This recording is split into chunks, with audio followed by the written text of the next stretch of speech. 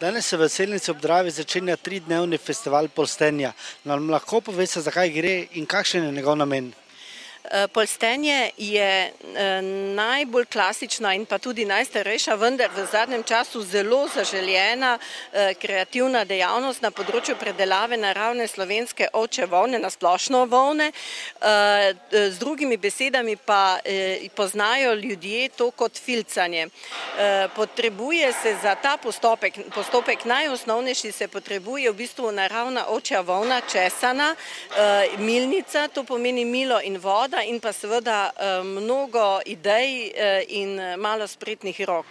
No, v Selnici ob Dravi bomo pa v teh 3 dneh gostili in domače slovenske polstilke in mnogo tujih polstilk, ker iz 6 držav so se nam priključile, 2 državi pridete pa še jutri.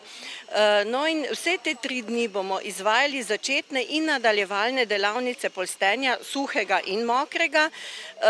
Zelo pomembno bo, da bodo ti polstilci domači in tuji imeli veliko okroglih miz in predavanj na to temo in bodo lahko izmenjali lastne izkušnje.